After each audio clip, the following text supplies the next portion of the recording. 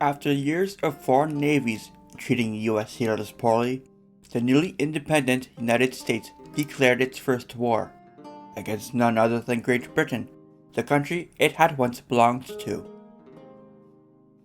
Though the War of 1812 does not always get much attention in the history books compared to much larger wars elsewhere, it is still hugely important for both the United States and Canada, helping to shape each country's sense of identity.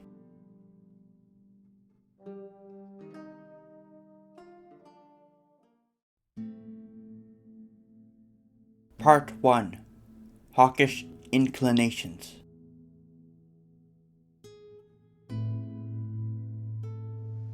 In early 1807, the USS Chesapeake set sail for the Mediterranean. On board were 3 American sailors who had recently escaped from a British ship, the HMS Melampus. On June 22nd, the British ship HMS Leopard demanded the return of these deserters. When Captain James Barron refused, the Leopard fired on the Chesapeake, killing 3 and wounding many. As the Leopard sailed away, calls for war spread across the U.S. The Chesapeake Leopard affair was not an isolated event. Since gaining independence, the U.S. faced issues with both Britain and France at sea. Britain regularly stopped American ships to impress back British sailors who had deserted from the Royal Navy, oftentimes wrongly capturing American-born sailors. Between 1803 and 1812, thousands of American sailors were taken this way. The attack on the Chesapeake was just the newest issue on a long list of problems. When George Washington and the Federalists were in power, they believed the best way to keep the peace was to have a strong military. They signed the Jay Treaty with Britain in 1794 to maintain peace and promote trade. This angered France, leading to the Quasi-War from 1798 to 1801. In the meantime, Britain, fearing American trade would aid Napoleon Bonaparte in his wars, began seizing American ships. The 1806 Monroe-Pinckney Treaty with Britain tried to address this, but did not stop the British practice of impressing sailors.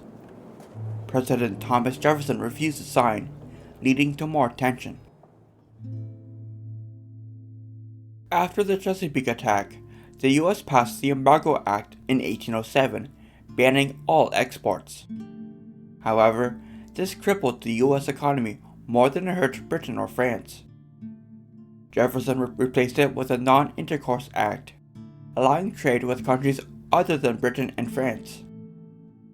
In 1810, the new president, James Madison, promised to resume trade with either country if they lifted their restrictions against U.S. trade. Napoleon lifted France's restrictions, but he secretly continued to attack American ships. It did not help that, in 1811, Britain's new diplomat to America, Augustus Foster, demanded that America cease trade with France.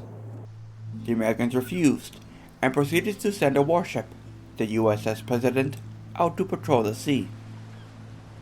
On May 16th, the President encountered the much smaller HMS Little Belt, and a clash ensued. The President killed 9 British sailors and injured more. Many Americans saw this as revenge for the attack on the Chesapeake, but the British were angry. The blood of our murdered countrymen must be revenged, declared the London Courier. The conduct of America leaves us no alternative.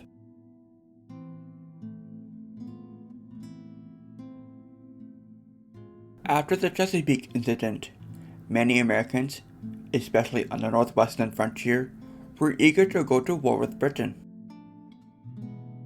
After the Revolutionary War, the U.S. took control of Britain's land west of the Appalachian Mountains. In 1787, the Northwest Territory was created as more and more white settlers moved in. The indigenous tribes, such as the Shawnee and Delaware, formed alliances to defend their land.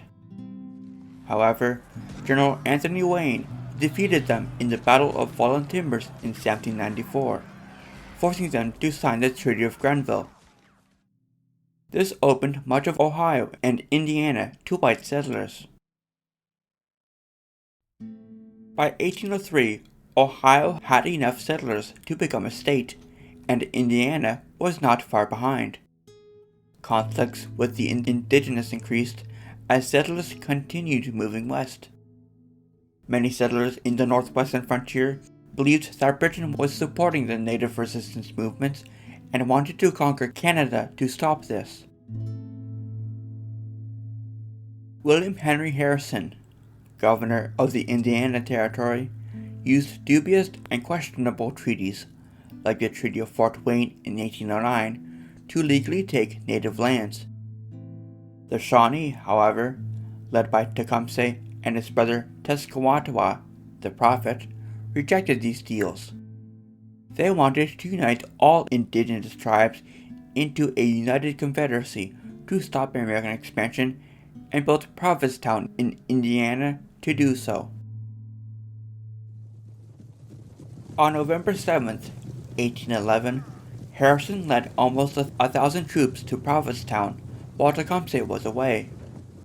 500 native warriors attacked Harrison's camp, but were forced to retreat after the Americans stood their ground, though with not as nearly enough losses as the Americans.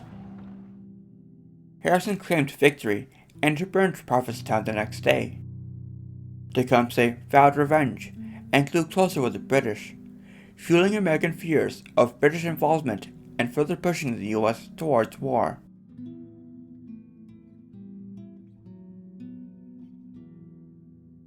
In 1811, President Madison told Congress to get ready for war with Britain.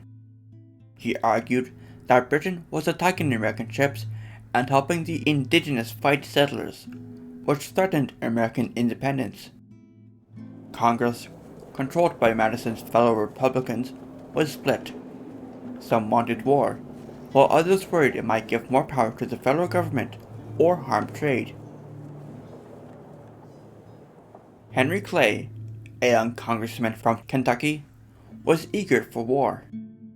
He believed that invading Canada would stop native attacks backed by Britain and would show America's strength to the world.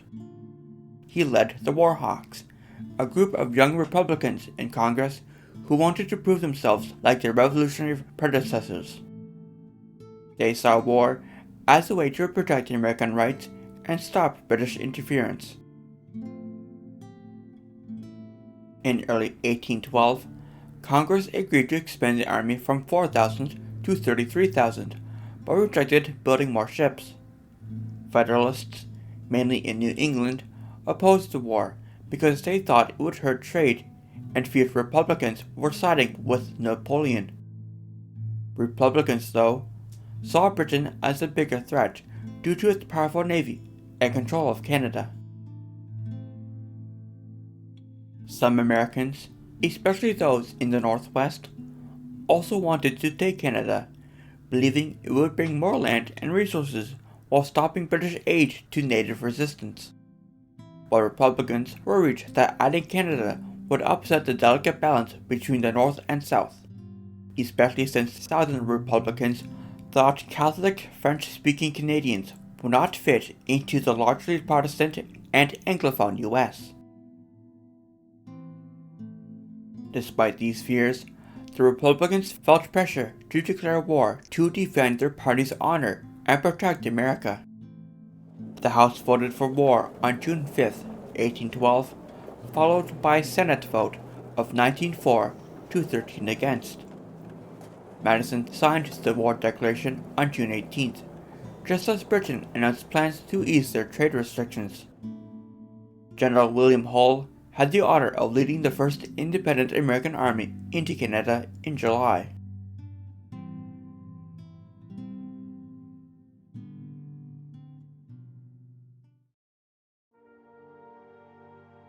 Part 2. The Invasion of Canada.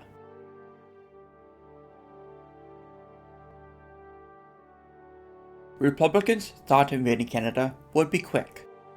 The US had a population of 7.5 million, though 1 million were enslaved. In contrast, Canada had only 500,000 people. Of those, 100,000 lived in the pro-British Maritimes, while most Canadians, about 300,000, lived in Lower Canada, modern Quebec, and spoke French. Upper Canada, modern Ontario, had around 100,000 people, mostly made up of Loyalists who had fled the US during the American Revolution to stay under British rule, as well as a growing number of American immigrants attracted by cheap grants for large plots of land. Republicans believed some Canadians, especially the Loyalist settlers and American immigrants, would support the American invasion. General Hull, when he invaded Canada, even promised Canadians that they will be emancipated from tyranny and oppression and restored to the dignified station of freemen. However, the US military was not prepared. Many officers were appointed based on politics, not skill, and the soldiers lacked training. Privates earned just $8 a month, less than most civilians, and supplies were often inadequate and poorly made. Despite this, the US went ahead with the invasion. On the other hand, the British, though unprepared for a war in North America, had experienced local leaders to defend Canada. Sir George Prevost, the Governor-General of the Canadas, worked with Britain's skilled Native American allies like Tecumseh to organize resistance.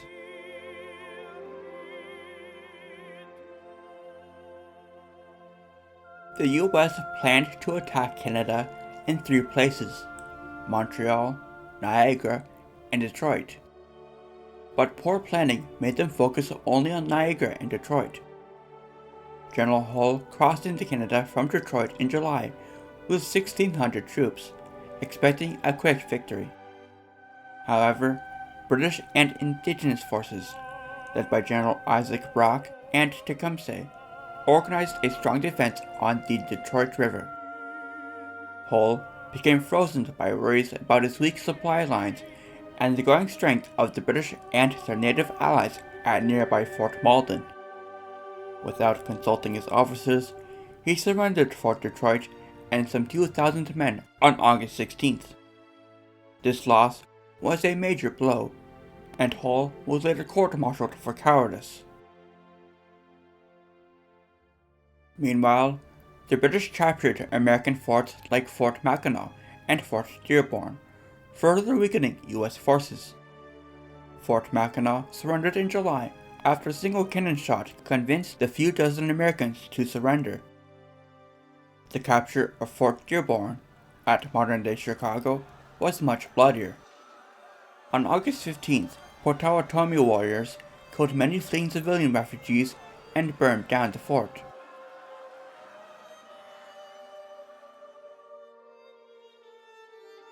Determined to regain control, President Madison put General Harrison in charge of rebuilding an army. Though Harrison's spending boosted the Northwestern economy, it also footed a heavy bill for the federal government. His goal was to clear Native resistance and retake Detroit, but winter slowed his plans. His raids on local Native villages, like those at Mississippi River, weakened resistance but did not secure the region. At the same time, Brigadier General James Winchester led an army to protect American settlers in Frenchtown, on Lake Erie. In January 1813, an Anglo-Indigenous force overwhelmed his troops. Hundreds of Americans were captured or killed, and Native warriors later massacred wounded prisoners near the Raisin River. The savages were suffered to commit every depredation upon their wounded, reported some American officers. Many were tomahawked, and many were burned alive in the houses.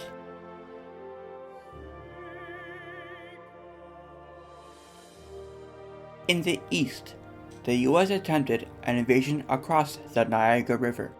led by General Rensselaer. On October 13, 1812, our American forces initially captured a British position at Queenston, but the tide soon turned. General Brock was killed in the fighting, but his successor, General Roger Sheaffe, managed to rally British forces. American reinforcements struggled to cross the river, and many U.S. militia refused to fight because they did not support the war. Sheaffe counterattacked, driving the Americans back across the river. Over 1,000 U.S. soldiers were captured or killed. Despite the defeat, the British respected their prisoners and exchanged some captives.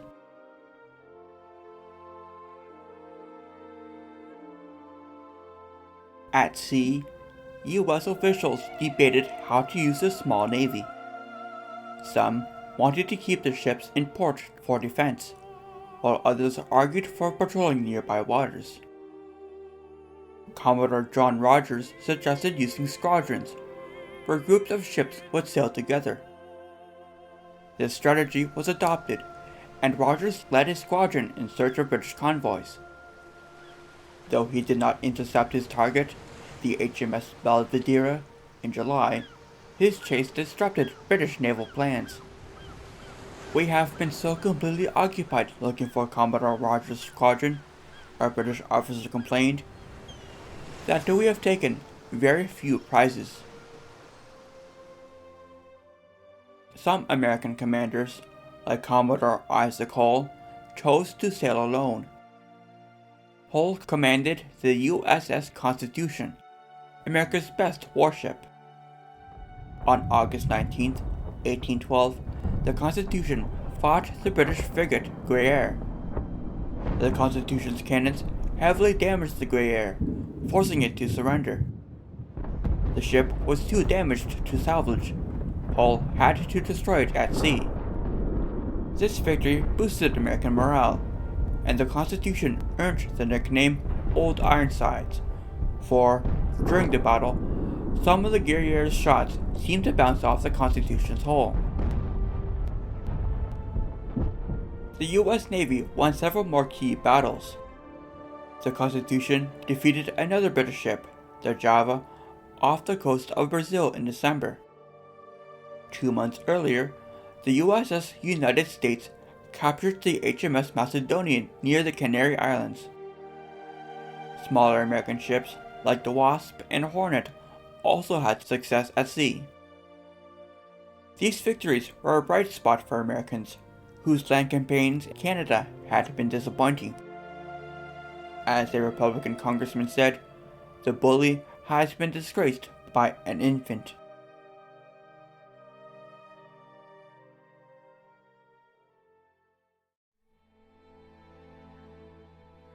Part 3. Britain on the downturn.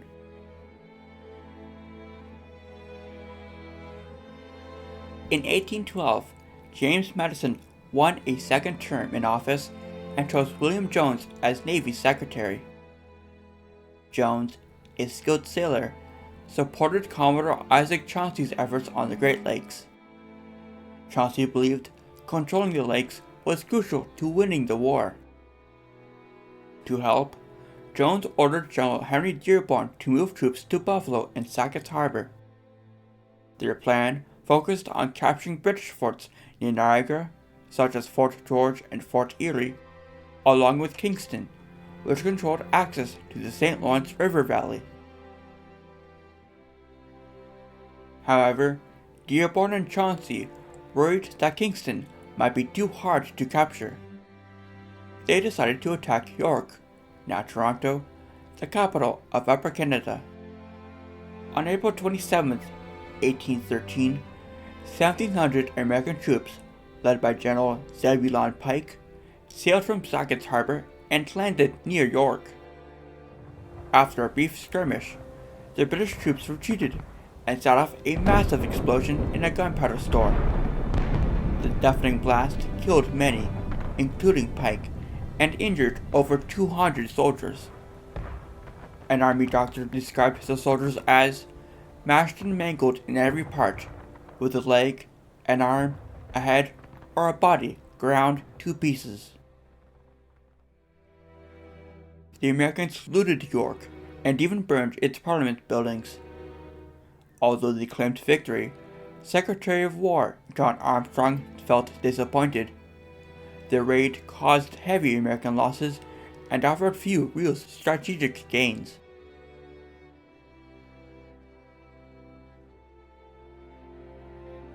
In the spring, Dearborn led 4,500 troops across Lake Ontario to attack Fort George. Under fog and cannon fire, Colonel Winfield Scott landed on May 27th and pushed the British forces back 60 miles to Burlington Heights. Dearborn wanted to chase them, but cautious orders stopped him, giving the British time to regroup. 2 days later, George Prevost tried to strike back. He attacked the American naval base at Sackett's Harbor on the other side of the lake, hoping to destroy supplies. Prevost's attack failed, but during the fighting, American troops accidentally burned some of their own supplies. In June, Dearborn resumed the pursuit, but his slow leadership stalled progress. At Stony Creek, the British launched a surprise night attack, scattering American forces, who then had to retreat to Fort George. Rain, disease, and low morale weakened Dearborn's troops. Later that month, the Americans planned a new attack, but a Canadian woman, Laura Secord, warned the British. They set up an ambush at Beaver Dams, and the Americans were forced to surrender on June 24th. This defeat led to Dearborn losing his command. In December, the Americans had to leave Fort George. While leaving, they burned the nearby town of Newark. In response, the British retaliated, burning several American towns along the Niagara frontier, including Lewiston and Buffalo.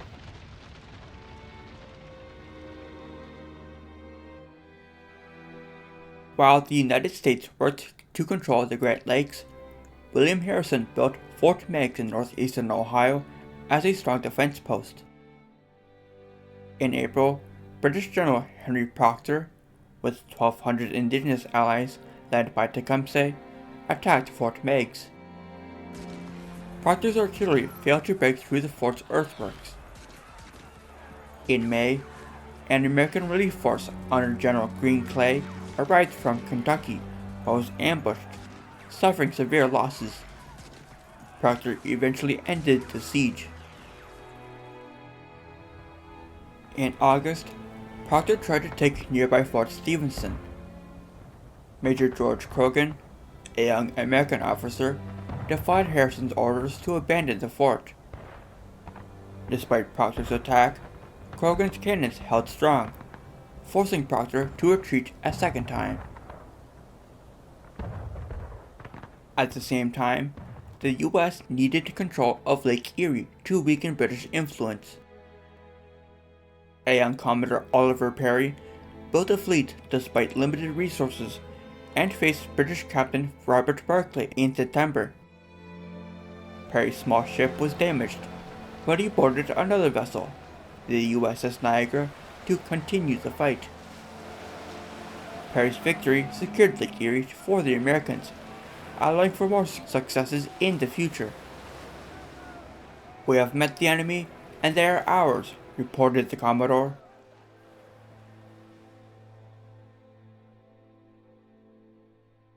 After the defeat on the Niagara, the Americans moved their troops east to fight in the St. Lawrence region and to mount an assault on Montreal. Major General James Wilkinson, chosen to command, was a controversial figure, known for his ambition and poor reputation. General Wade Hampton, who commanded troops nearby, refused to follow Wilkinson's orders, further straining coordination. Plans called for both armies to converge on Montreal from different directions, but the campaign started too late and teamwork broke down. The Battle of the Chateauguay, southeast of Montreal, saw Hampton's 3,800-man force meets strong resistance from British and Mohawk forces in late October. Hampton failed to break through and retreated with little losses. Days later, Wilkinson's army of 7,300, advancing down the St. Lawrence River, faced defeat at Chrysler's Farm by a British force of just 1,200. The attack on Montreal would not unfold.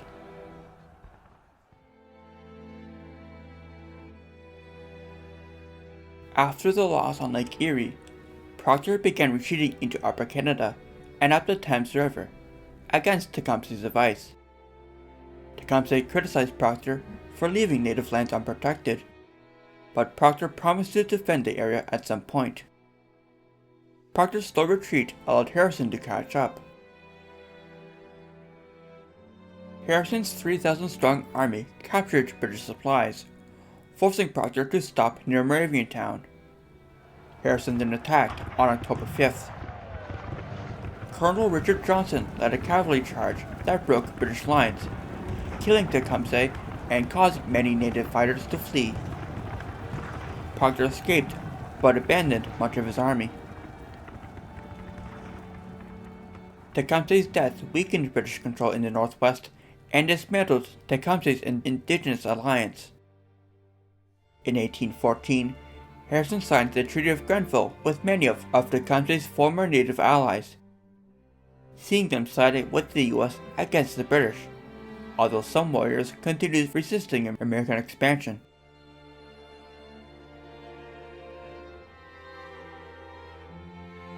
At the same time, the United States fought the Creek Nation, a powerful indigenous group in Alabama and Georgia. A group within the Creeks, known as the Red Sticks, opposed white settlers taking their land and destroying their culture. Inspired by Tecumseh, the Red Sticks began attacking the American settlements, sparking a civil war among the Creeks.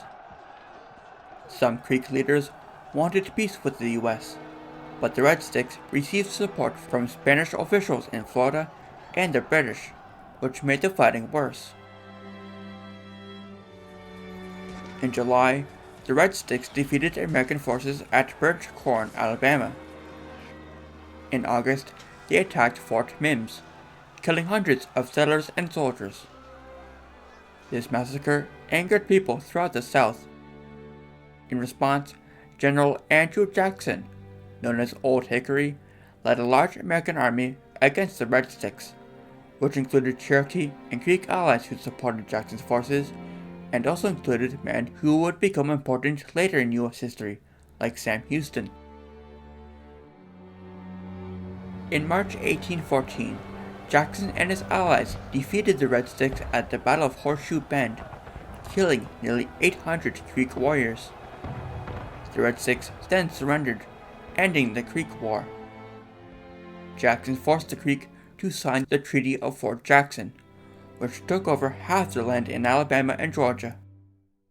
This victory expanded U.S. control in the southeast, but left deep, lasting scars for the Creek people, a wound Jackson himself would later worsen.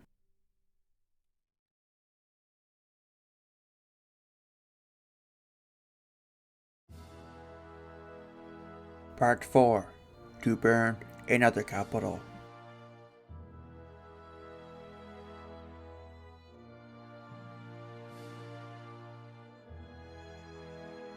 As the war entered its second year, the Americans launched several raids into Upper Canada.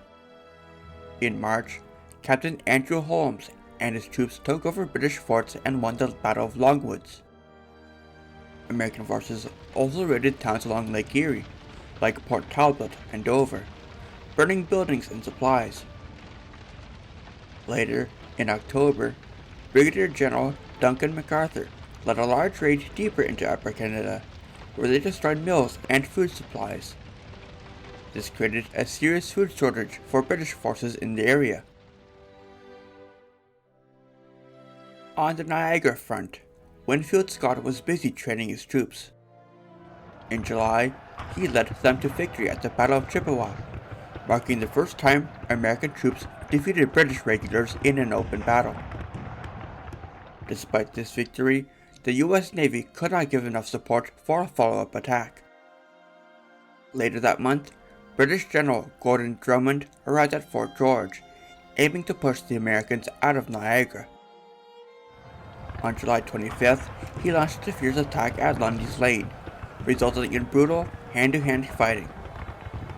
In one intense moment, the Americans charged to the very muzzles of our cannon and actually bayoneted the artillerymen who were at their guns.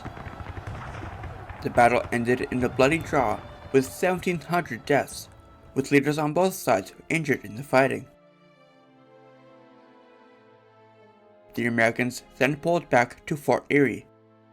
Drummond tried to cut off their supplies and launched a nocturnal assault on August 15th. However, the Americans held firm, and a gunpowder explosion forced the British to retreat. By October, the Americans left Fort Erie to prepare for winter, destroying the fort so the British could not take it back.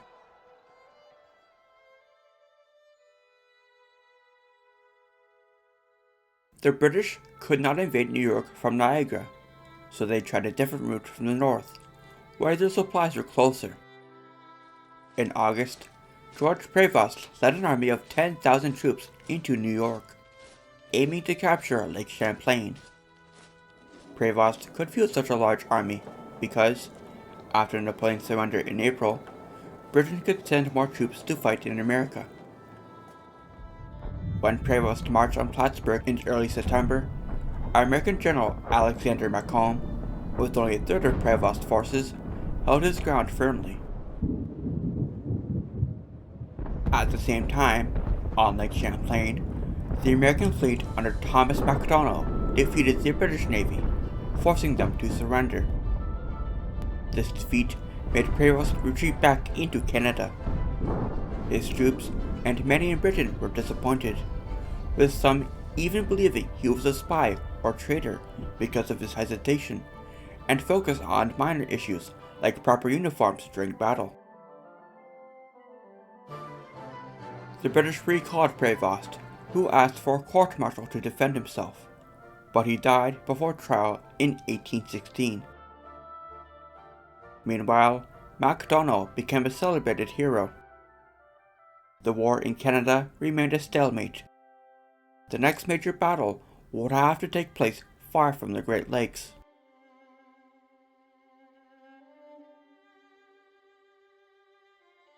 The next major battle would strike at the heart of the United States itself.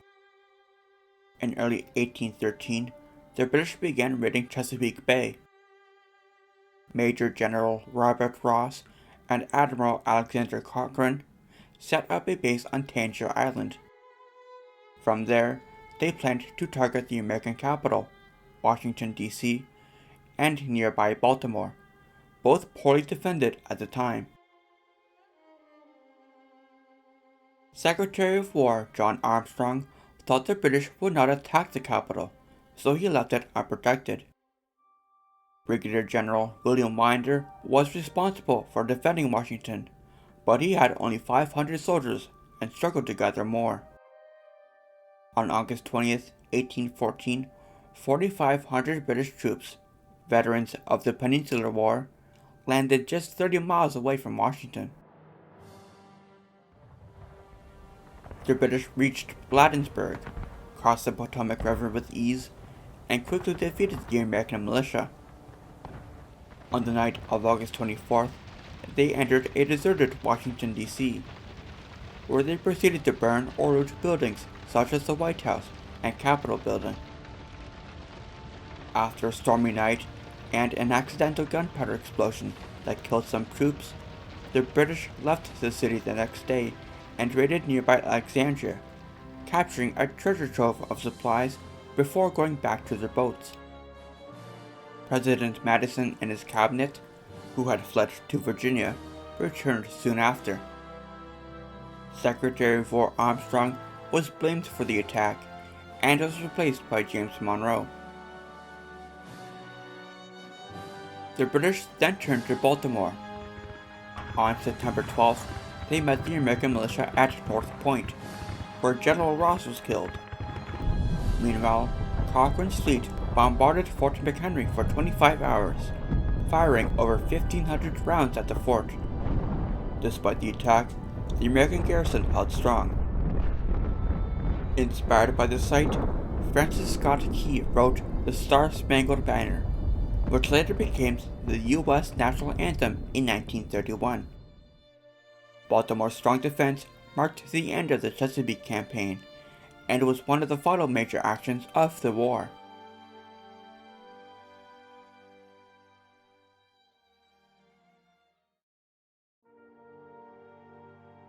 Part 5. Opposition and Resolution.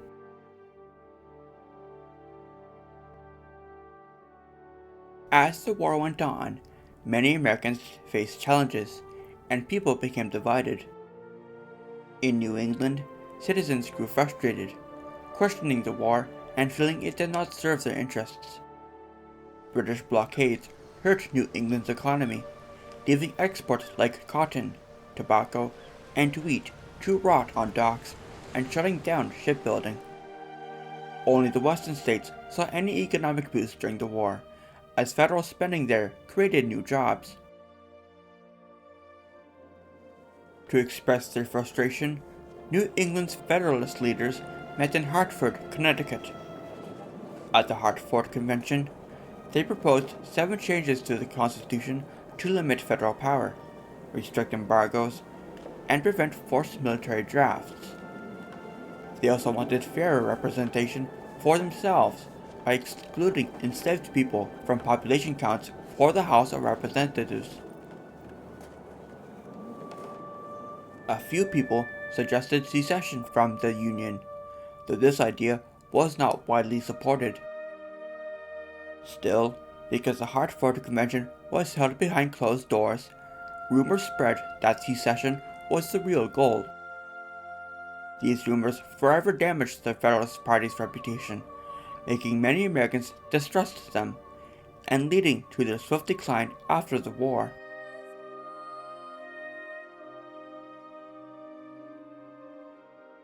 America, in general, was also getting tired of the war. The capital was in ruins, the country was exhausted, and people's support for President Madison was fading. Madison, now in poor health, urgently wanted peace. In 1813, Russia's Tsar Alexander I offered to help negotiate peace, hoping to improve Russia's trade with the US and strengthen his own position against Napoleon. Madison accepted, but Britain refused. Later, British leaders agreed to meet the US in Ghent, Belgium, to discuss peace. The US sent skilled negotiators, including John Quincy Adams and Henry Clay. Britain wanted a native buffer zone in the northwest to slow US expansion, but Adams refused, as it would affect states like Ohio. Talks stalled for a while. In the end, however, both sides realized the war cost too much. After defeating Napoleon, Britain quietly dropped the issue of impressment as they no longer needed new sailors, and Madison agreed to peace.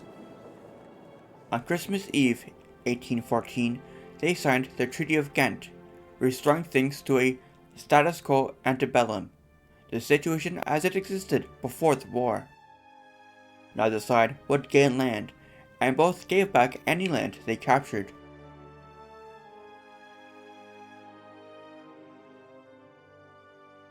While diplomats worked on peace talks in Ghent, General Andrew Jackson made his own plans against the British and their allies on the Gulf Coast. The British tried to take Fort Boyer in Alabama in September 1814, but they failed. Jackson believed they would keep targeting the Gulf and might join with Spanish and native forces to do it. In November, Jackson moves into Spanish-held Pensacola to stop British influence there, though British forces escaped before he arrived. Knowing the Gulf Coast was crucial, he strengthened defenses in Mobile and Pensacola. When Jackson learned the British planned to attack New Orleans, which would give them control of access to the Mississippi, he quickly moved to defend the city. By December 23rd, British forces reached Villiers Plantation, just 8 miles from the city. Jackson surprised them with 1,800 soldiers and 2 warships, leading to heavy losses on both sides. Even with new British reinforcements, Jackson's defenses along Rodriguez Canal held strong. On January 8, 1815, despite the Treaty of Ghent being signed 2 weeks earlier, British General Edward Pakenham led a final attack. Jackson's forces, using artillery and rifles to devastating effect, defeated the British, who lost over 2,000 men and Pakenham, while fewer than 100 Americans were lost. Only then did news of peace arrive.